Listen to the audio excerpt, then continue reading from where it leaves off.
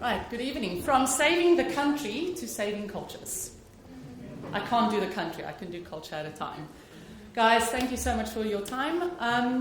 I think a big thing that I just would quickly want to share with you as I start is, I don't know about you, but I'm exhausted.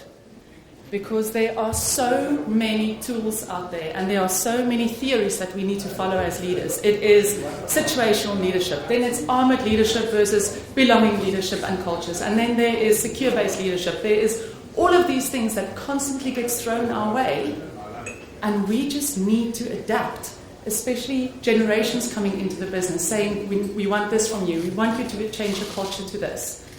Just talking about this exhausts me. I don't know how you guys are feeling. My idea is simplifying culture. It's not easy, but it can be simple. And it really is about what it is to create a healthy working environment. John, you spoke about culture and what it does and how people think about culture being different, and that's what I want to speak about today. The interesting thing that you need to realize is that, first of all, LinkedIn said in a study that they've identified during COVID, we are going to work hard for our talent. It's now about the whole employee experience. Used to be customer experience or client experience. We're going to work hard. The second, Generation X, Y, and Z, they want those three things. They want inspirational colleagues, not just inspirational work. The people that they work with need to be inspirational. They also want a purposeful mission. And what I mean here is not just are you focused on your big why. For example, software dev guys, there might be a few in the room. Is the code that I'm doing interesting stuff? Because if it's not, I've lost my mission and I've lost my purpose. And then we're starting to lose these guys. And then a big thing, which is obviously plays right into the Credo hand, is employee skills development. What are you doing in order to keep me as an employee and to develop my skills? And I want you to take note of this one, is that managers account for 70% of employee cultural experience. If you have a healthy working culture, if you have an unhealthy working culture, your managers play an important role in this. So just a quick show of hands, how many feel that you have a healthy working environment? That is amazing. How many of you are frustrated with your working environment that's been created? I can see a few hands here, especially there, thank you. Right, so let's see if we can change that. And if you have a healthy one, play on your phone, do whatever you want, it's fine. No, I'm just teasing. Right, so, the work that I do, people say to me, I do so much for my culture. You pointed it out, John. It's like, great, what do you do? Oh, we do amazing races, we've got Employee of the Month, we put the values on the wall, culture is sorted. Bullshit. Normally what I do is I give myself a bit of a face slap and I go, oh my goodness, but that's the judgmental thing that I do. What I really want is that people can really fundamentally understand what culture is about. It's not just this. Yes, this plays a part in it. But guys, just because you put I think someone mentioned putting culture on paper, just because you put it on paper, no one can meet your culture. I'll speak louder. No one can meet your culture. They physically have to experience it. And they can only experience it if people have habitual behavior. So culture is about how you do things around here, how we are being with one another. That is what culture is. You can't get someone to meet the culture. What I can do today is introduce you to my obsession, which is 5 Dysfunctions of a Team by Patrick Lencioni. I don't know how many of you know of his work. There might be a few. So we speak about healthy cultures, unhealthy cultures, engaged cultures, all of those kind of things. And basically what you can do is you can use this platform to identify what your culture looks like and whether you've got a healthy or an unhealthy culture. So the first thing is what happens in an unhealthy culture is absence of trust. You can see there it says it's rooted in the lack of vulnerability. Can I actually trust my leader to say that I made a mistake? Can I trust my leader to say, I don't know, or I need support? Are you the type of leader that admits that you've made a mistake? Or are you the type of leader that says, you can make mistakes, but what your face shows is how dare you? That has a very, very big influence. And if you don't have that trust, that fundamental trust, what happens is people have a fear of conflict. And again, the unhealthiness starts to generate. Fear of conflict means I'm not going to challenge you. I'm not going to ask you questions and kind of say to you, but hold on, you want to make this decision. There's something that you don't know. Me as an employee, I'm not going to raise that. In other words, I will not be able to give you the information as a leader that you need to know because I'm scared of how you are going to react. So it fundamentally is artificial harmony and no one wants to speak up. When there's fear of conflict, there's lack of commitment. I don't know how many of you have experienced this, but people saying, no, I'm on it, I'm on board. And then 2 weeks later, so how are you doing?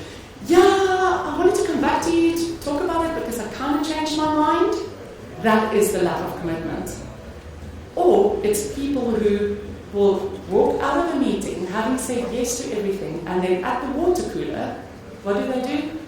Oh, Lo's mad. That's never going to work. Guys, that is what is creating the unhealthy cultures in our businesses. From lack of commitment, my pet peeve, avoidance of accountability. What happens? There's one source of discipline, and that tends to be you, majority of the people in this room, I'm assuming. Because people are too scared to hold one another accountable. If I hold you accountable, are you going to take offense to it? Oh no, because I don't trust you that you are not going to take offense to it. But also, if I hold you accountable, then you're probably going to think that I want to be better than you. So I just keep quiet, and I'm going to depend on the leader in order to hold the accountability in space. And after the holding the avoidance of accountability, it goes into the inattention of results. Which means I hold my cards so close to me, and it's about me. If I as the finance department can figure it out, it's okay if HR suffers a bit. I'll just blame them. So it's that personal ego that comes into play. Absence of trust, fear of conflict, lack of commitment, avoidance of accountability, and inattention to results. That is what creates an unhealthy working environment. So my invitation to you is about your role. 3 things.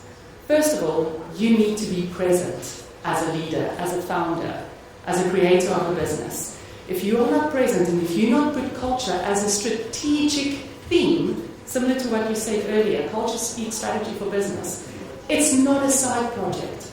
If it's a side project, it becomes unhealthy. Because then you just put the biggest extrovert or the administrator on culture. How does that work? So first of all, you need to be present. Secondly, you need to be aware of your own shortcomings. Are you the person that actually invites people to ask questions? And that is allowed to challenge your thinking so that you can get the best from what's in the room. And then thirdly, you have to develop the skill for people to be able to have difficult conversations, for people to know what it is to take responsibility and ownership, for people to be able to give feedback and receive feedback well, and for people, the leaders in your team, to not claim the wins for themselves, but rather share it in a whole audience. Otherwise, it becomes festering and you break down every single level again. So that's the role that I want you to do. The how, you phone me. No, I'm teasing. No, I'm not. Anyway, the how is, if you think about it, if I can just quickly go back there, absence of trust. Dig into people's personalities. Let them get an idea of how each other ticks and the blind spots and how we work. In the fear of conflict, teach them those crucial conversations. It's about that skills development. I launched a book in last year, 2021, okay? Yeah, 2021, all about how do you develop high-performing teams. And it's about providing people these skills so that they can have a healthy culture. If you don't do those things, then I want you to listen to this and actually maybe take a picture of this if you can. Because nothing kills a great and engaged employee or culture faster than you tolerating a bad one. If you tolerate a bad employee, someone who breaks trust, someone who almost digs just to kind of create a little bit of drama, someone who doesn't or who commits and then go to the water cooler and talk about it badly, someone who doesn't speak up about holding each other accountable or blame or justify. That is what a bad employee looks like.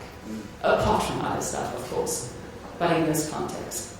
If you tolerate that, that is what you say is okay within your culture. Then the unhealthy culture, you are partly to blame for that. So, those who know me, I often say, knowledge is power, right? It's bullshit. Action is. And based on that, there's 3 things that I need you to do. The first one is, what can you do to emphasize your culture? And I say that, what habits and behaviors are you portraying within your business? Are you actually creating the space where people can challenge you? The second thing that I need you to do is start developing your own high-performing teams. Don't just put it on the admin person who's supposed to be in charge of culture. Take a present, literally vested interest in it.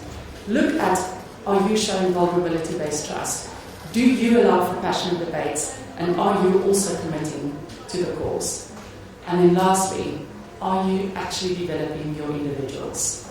Or do you just pay lip service to it? And honestly, if I wasn't clear, this book will really help you, just so that you know. A little bit of fun.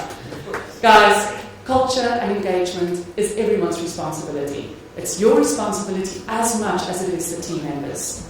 It's about creating the two-way street where they can also commit to the business. And then it will really become a healthy environment. So go and implement this if you can. If you can't, there's so many people that can support. But please make sure that people rather burst with pride about your culture rather than gossip about it. And then what you can do in the end is foster compassionate written performance. That is what the healthy culture is all about. Thank you.